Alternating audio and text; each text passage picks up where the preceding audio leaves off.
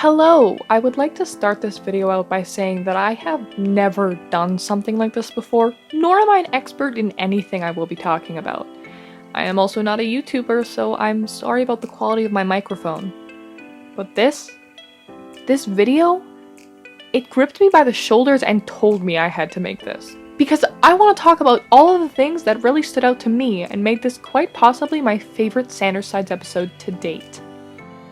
For those of you who don't know me, I'm Elsa. You may be familiar with some of my animatics or my art on various platforms, or perhaps you don't know of me at all. Either way, I have a rule with people who see my content, and it's that I remind them at least once to grab yourself some water, stretch your back, and relax your shoulders. Okay, let's get into it. First of all, the quality of this video overall is astounding. It's obviously a huge step up from where the series started, and there's something so satisfying about seeing it grow this way. In this episode, gone is the usual static living room set, and instead we are immersed in the house where Thomas and Sides reside. Reside? Unintentional pun! Did I mention I love patent and dad jokes? So here's a pun counter. Anyway. Of course, there are the little things. The carrot next to Nico's name is a wonderful nod to the horror that was boiled mayo carrots from Flirting with Social Anxiety. The use of a more shaky handheld shot over a mounted camera for these beginning scenes makes it feel more organic where Thomas is just waking up, as an appropriate time for it to feel that way. For example, handheld shots don't always do a scene justice, the same way tripod mounted shots don't, and oh my god, I'm sorry to those of you who know film and have to hear me call these things handheld and tripod mounted, because I don't know what they're actually called. So, we start out with Logan popping in, hi Logan, with a to-do list type schedule, which is hopefully a start to a very productive Thomas. A schedule that is meant to be instituted today. Just gonna shift this degree a couple degrees. Also Logan, that's an unintentional pun, so I'm gonna have to add your number to the count up top, thank you very much. In terms of technical flaws in this video, they are few and far between. I am for sure nitpicking here, but alas, I'm going to mention it anyway. Oh boy. In the way this shot is set up where Thomas is standing in the bathroom, we can see the door frame and into the next room. Where Logan is standing, he would clearly be in the frame for Thomas's shot. A very small thing that obviously would have been hard to pick up on during filming because Thomas is simply one man and there's no way for both characters to be in the shot for them to realize that, hey, maybe we need to shift the frame a bit in the bathroom scene so they don't see the door frame. I would also like to note here that yes, I also constantly forget that this is one man playing several different parts. Thomas, you are very talented. But yes, this has no bearing on the actual story and does not hinder the viewing enjoyment for it either, it's just something I noticed. Don't mention it. You don't have the time. A lot of what I will be covering here happens to be technical aspects as opposed to the actual storyline of the video. Though I will still talk about that at times, and perhaps a lot of what I'm saying just happens to actually be a mix of both the technical and the story. Rewatching this part in particular is really interesting to me for a few reasons. Though it is only a few seconds, this sequence of quick shots does a few things for the video. One, it sets up his phone being on the edge of the counter, so it makes sense when it later vibrates and falls off. Two, it's disarming, at least to me, about that very same fact. The quick succession in which these shots progressed didn't give me enough time to realize that he was putting his phone in a vulnerable spot, and instead just let me know that he set his phone down and was getting on with brushing his teeth. I think that's clever, so sue me. Following this, we see a very familiar arm. Hello, Remus, placing a very unfriendly trap. When the phone falls and Thomas reaches for it, he gets caught. Though he is not physically harmed, this is, of course, our indication that he has fallen into Remus's trap of intrusive thought. The first of these is Thomas growing old in front of Nico. Hello, Nico! It's so exciting to see him portrayed in live action for the first time, played by the incredibly talented Manny. Oh man, I just want to sing praises for so many people who worked on this video, but that could be a whole other video in and of itself. I will take time at the end to touch on some of that, but alas, we are only 4 minutes into the episode, and I've been talking for so very long. Thomas heads downstairs for breakfast, and we see how badly his apartment has fallen into disarray. We also get a brief shot of the pictures of Thomas and his friends on his little bookshelf. This is important for later, and another quick bravo for subtly sliding this in here and letting me know that it is in fact going to be important. A nice Chekhov's gun moment. Did I use that right? Anyway. I guess you're wondering why the pun counter just went up. Well, drummer, get ready for this one, because Remus put a screw in Thomas's porridge. It's a real screw you remark, but oh, or perhaps a nod that he's screwing with you. Man, these puns are really screwy, huh?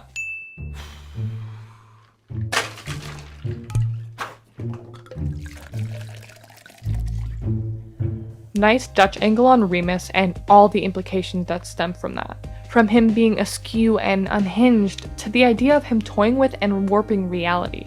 That's right, I said Dutch angle. I know some things. In this episode, we also get a fun look into Remus's schemes and shenanigans. I love seeing this new perspective of him. The elaborate Home Alone-esque contraptions are not only really cool, but they're also really fun and stupid.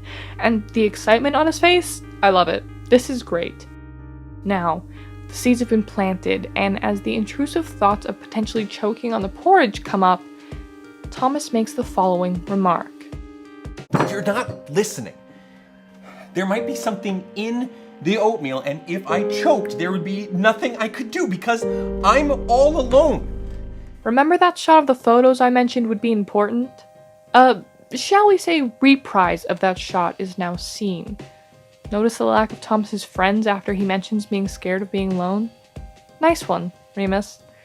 Not really, that's actually very rude of you, but cool to me, and I just love this picture of Thomas with his arms out. That was once the action of putting arms over friends' shoulders, but now perhaps looks like a great impression of a bird. Tom Bird Sanders. No, that one's bad. That doesn't even get a pun count. Really cool touch though. The scene would have still made sense and conveyed the tone without this detail, but with it, it is enhanced immensely. Chihuahua! Holy shit! Ah! Now I know this I chihuahua is I as in conveying emotional distress, but also I have a pun counter and he pretty much says I as in the body part, so I will in fact be counting it. And look, Remus does not disappoint, even with an eye patch on. Make me stab myself in the eye, will you? Well, I was a brat before, but now you'll see me at my brat worst.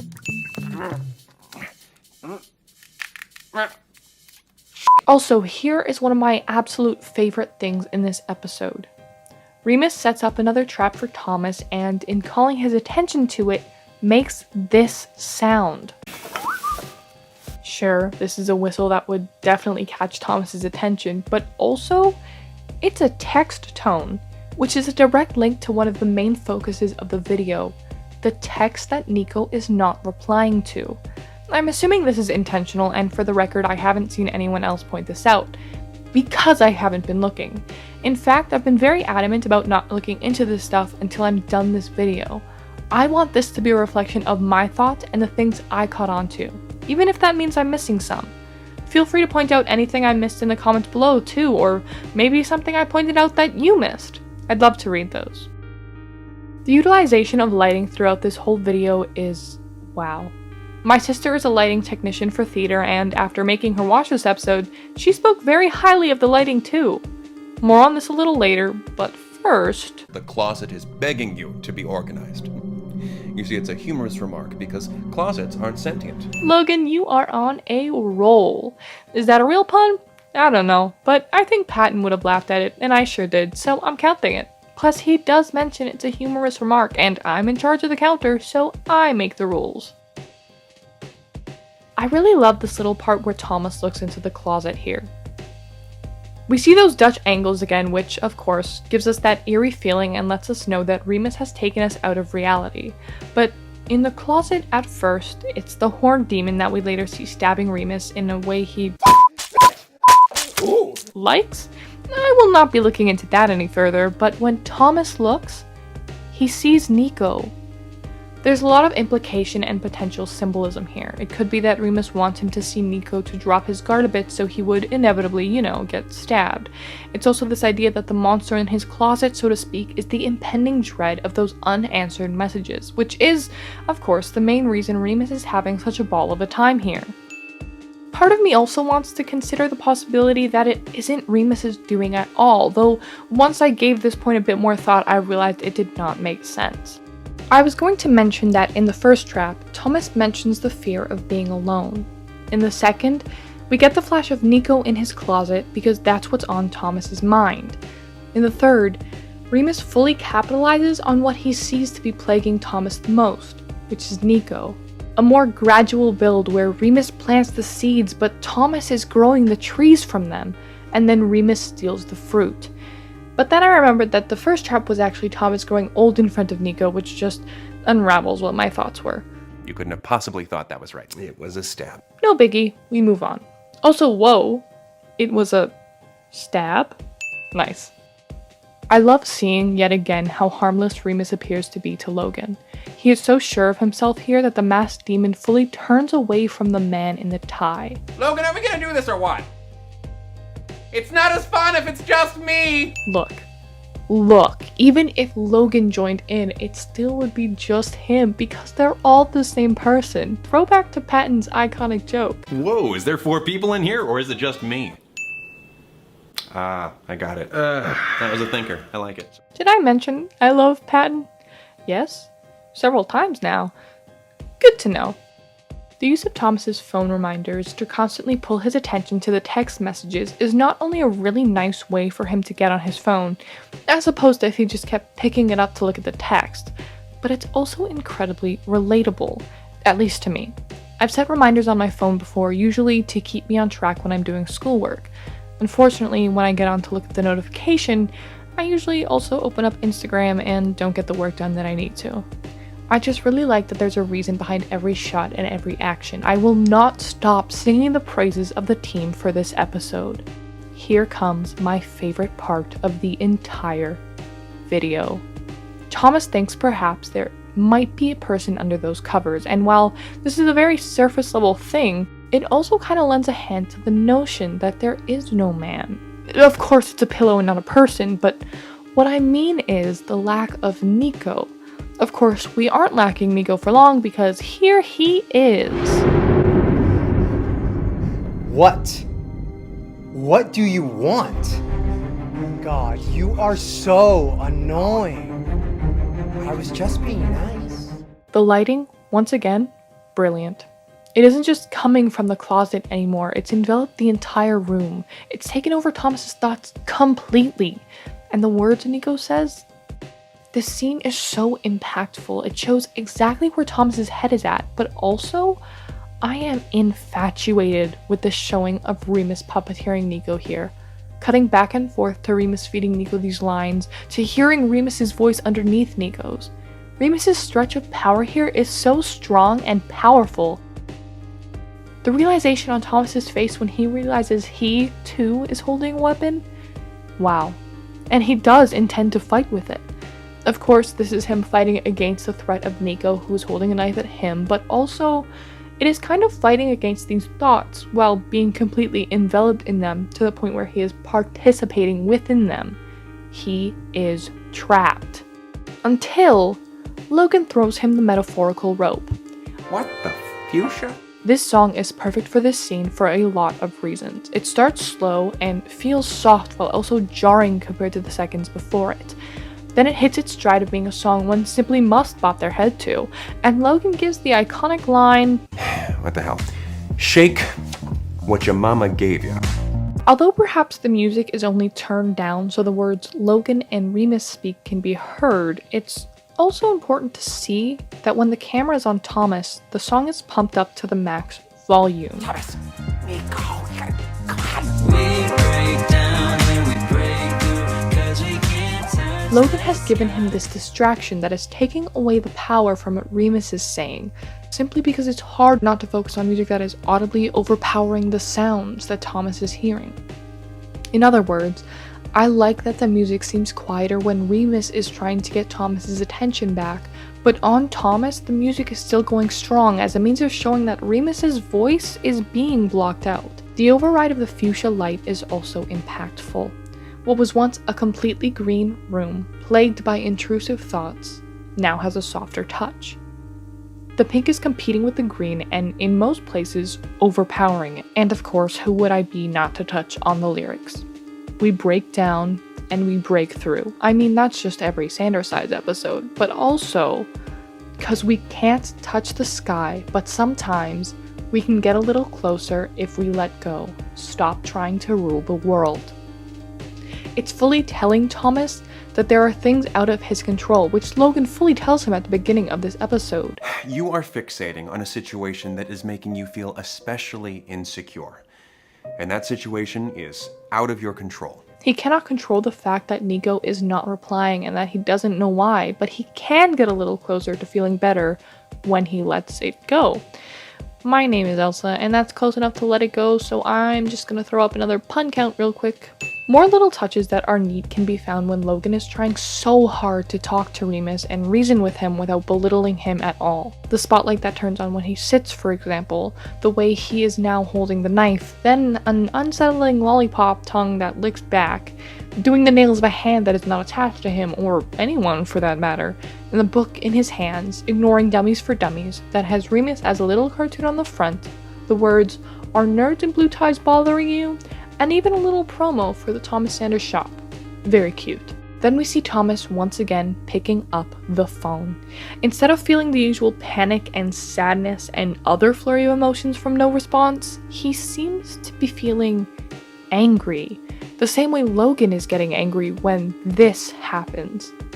Stop ignoring me! I won't be going over fan theories, but oh my god, oh my goodness, gosh, golly. Whoa. The immediate panic on Logan's face after he says it, when the orange glow of his eyes start to fade, it's not on screen for long, but seeing the expression fall from that big bump of anger, the acting in this episode in particular is some of the best, and it's because of the little details like that. Also, why must you hurt me, Mr. Sanders? This line, "Stop ignoring me," is another one that can be applied to so much. Of course, it's Logan talking to Remus. It's also Logan talking to Thomas about the schedule today. It's also Logan talking to everyone who ignores him in the other videos, including when he was literally pulled away and impersonated by Janice because they chose to press the skip button.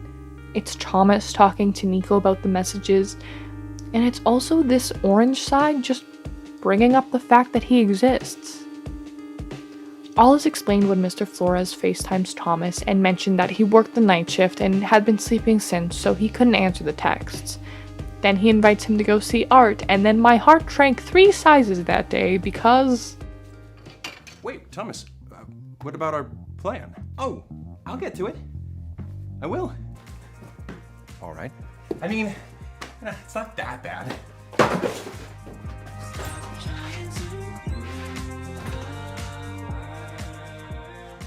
The lyrics have returned and are now applied to Logan, telling him he has to stop trying to rule the world, which, I mean, ow. Then we end with that melancholy tone. The end card is beautiful. It's always a shame that it's so small, but it's understandable. Seeing Nico and Thomas hanging out, even with the pain that is now hanging over my head, is great and needed, and I love them. Patton! Oh my god, it's Patton. Hello, Patton! Also, the rest of them, who I am equally excited to see. Hello, Roman. Hello, Virgil. But Patton. Hi. But also, more Al, and also, how dare you? And also, oh no, because of how they are interacting. It's nice to see them all just take a breath, though, and be happy for Thomas, even if it's reluctant. I suppose this isn't the worst distraction Thomas could have. Then we have Janice. Hello, Janice, being the literal snake in the tree in the Garden of Eden, complete with an apple and a line that is now haunting Fanders everywhere. Yes, everything is just fine. The cut on the bark when we transition up from Logan to Janice is subtle, but there's also a shift in the tone. The the saturation is a little darker. Whether this was intentional or just a happy accident because of shooting at a different time or when it was a little more cloudy, it really sets up a great shot with Janice. A little darker, a little more serious and sinister. We get a quick flash of those orange eyes, which will sit with us until the next episode, whenever that comes out. Something I wanted to touch on before I leave you all with this is, first of all, Logan's unyielding support of Thomas, even when it means he has to give Thomas items to distract him from the intrusive thoughts and therefore also the tasks on the list. Recognizing that these tasks cannot be completed until Thomas's mind is shifted away from Remus's traps is important not just for Thomas, but a good lesson if you also deal with intrusive thoughts, a lesson I will be trying to implement more myself. It also hurts that after all of that, Logan didn't get what he wanted. The music overall in this episode is well done. There are notes of happiness that get dimmed by ominous music when we see what kind of hold Remus has over Thomas, like when he takes the note out of his pocket. This time I will make sure there are no catch.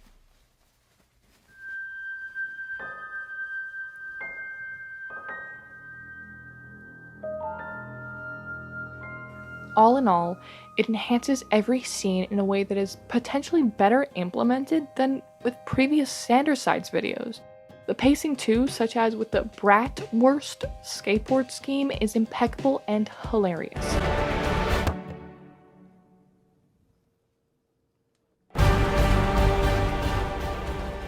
That brings me to perhaps the most important thing to touch on, and that's the incredible cast and crew that worked on this video. Thomas, if by chance you see this, it might be needed afterwards you wanted to film a little response, just like a minute or something. No worries if not, I just figured I would shoot my shot. I also don't know if you'll ever see this. But anyway, Thomas, your acting in this episode is some of the best I have seen from you. The micro expressions, the cadence in your voice, the fact that I regularly forget that you play every character except for Nico, well done. Incredibly well done. I recall you mentioning on Twitter that this episode was more of a short film than anything, and you're completely right, and it's amazing. I know as well it took a lot of time to make from the beginning to the end, and that you stayed up late to edit a lot, and I know I have told you this a lot before, but make sure you're always keeping hydrated and taking the breaks you need whenever you need to. Bree Grace, who did the graphics and video effects in this video, amazing.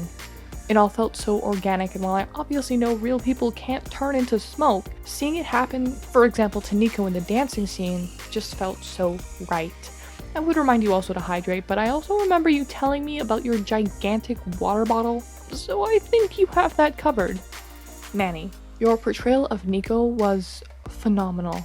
The monologue you do for my favorite scene packs such a hard punch, and it wouldn't have if you weren't so talented. Going from that to being the lovable Nico who FaceTimes Thomas and goes to see art out with him. Killer job. Thank you. Quill, oh my goodness. You did so much for this video. The makeup, props, location scouting, script supervising, scheduling, and producing. It would not have been as amazing without you. You're so incredibly talented and on top of the ball, and I just want to thank you for everything you did that made this episode as amazing as it was. Thank you also to everyone else that had a role in this episode. AJ, Davi, Joan, James, Alyssa, Houston, Courtney, Danica, and John Gray. You talented bunch have made a video so impressive to me that I simply had to sit down and write a 4,000 word script for a video essay, something I have never done before, and hopefully it's not too obvious about how little I know about doing video essays. If you've stuck around and watched this whole thing, thank you so much. This is a passion project, of course, and something I'm not really expecting many people to see, so if you took the time out of your day to watch this, thank you, phenomenal human.